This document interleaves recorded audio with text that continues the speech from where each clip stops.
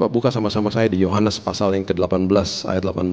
Sementara itu hamba-hamba dan penjaga-penjaga bait Allah telah memasang api arang. Sebab hawa dingin waktu itu dan mereka berdiri berdiam di situ.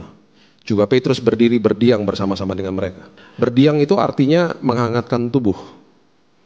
Dan api arang itu adalah momen yang terjadi, saya jelasin. Mereka sedang ada di depan pelataran rumah daripada imam besar Kayafas. Yesus lagi ditahan. Di depan karena cuaca dingin mereka buat api arang. Kalau pernah nonton film-film ya biasanya ada gentong, kalau gitu tunawisma di New York misalnya gitu ya, the homeless. Mereka taruh kayu-kayu, mereka bakar, terus mereka berdiam. Berdiam itu artinya menghangatkan tubuh di situ. Petrus di situ lagi menghangatkan tubuh. Tiba-tiba ada orang datang ngomong sama dia gini, lu bukannya murid Yesus? Kita udah tahu apa yang terjadi. Dia sangkal Yesus 3 kali. Kemudian Yesus naik ke kayu salib, Yesus mati di kayu salib, dia bangkit di hari yang ketiga. Kemudian dia mulai menampakkan diri kepada murid-muridnya. Penampakan yang ketiga itu terjadi di tepi danau Tiberias. Kepada siapa? 7 murid. 7 angka sempurna. Siapa 7 muridnya? Petrus, Yohanes, makanya Yohanes yang tulis, Yakobus, Nathanael, Thomas, ada 2 murid lagi gak disebut. Mereka lagi menjala ikan. Di tepi danau Tiberias, Yesus lagi masakin mereka makanan pagi, breakfast. Breakfastnya apa? Roti campur ikan. Look what happened, lihat apa yang terjadi. Mereka selesai menjala ikan, mereka menepi toh. Coba lihat ini, Yohanes 21 ayat 9. Ketika mereka tiba di darat, mereka melihat apa? Api arang. Mereka duduk tuh di situ kan? Petrus duduk toh di situ. Dia lihat apa? Api. Ingat nggak dia sama momen ketika dia nyangkal Yesus? Aduh, api arang.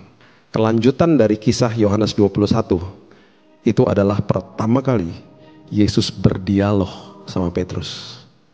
Dia nggak pernah ngungkit-ngungkit. Kenapa kamu nyangkal saya? Nggak pernah. Dia tanya 3 pertanyaan yang sangat indah. Dia bilang gini, kamu sayang nggak sih sama saya? Bapak Ibu tahu apa yang terjadi? Di momen api arang, di momen ketika kita ke-trigger memori kita, ingat tentang masa lalu. Tuhan mau step in di situ. Tuhan mau intervensi. Dia mau katakan begini, ingat, kasih karuniaku cukup bagimu. Kalau kamu pernah kecewa sama dirimu sendiri, ingat, aku gak pernah tuduh kamu. Kalau kamu pernah jatuh dalam dosa, yang aku datang dan kalau Roh Kudus datang, aku hanya mengingatkan perbuatanmu. Dan kalau ada suara-suara yang menyerang karaktermu, kamu dibilang kamu gak layak, kamu gak bisa, kamu bodoh. Itu bukan dariku, itu dari iblis. Karena iblis akan serang karakter kita, tapi Tuhan akan bilang, nak, yang kamu buat itu salah nak. Hati-hati, itu bisa membahayakan dirimu. Setelah dia pulihkan Petrus, 3 kali juga dia bilang begini sama Petrus, gembalakan domba-dombaku. Kamu harus pulih supaya kamu bisa jadi berkat buat orang lain. Petrus menjadi pilar daripada gereja mula-mula. Dan ketika dia khotbah di Kisah Rasul pasal yang kedua, 3.000 orang bertobat, terima Yesus.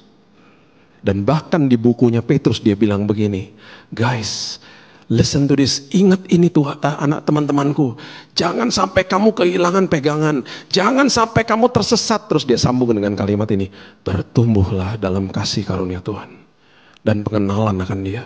Kalau kamu tahu isi hati dia, kamu makin gak mau buat dosa, kamu makin merdeka dalam hidupmu.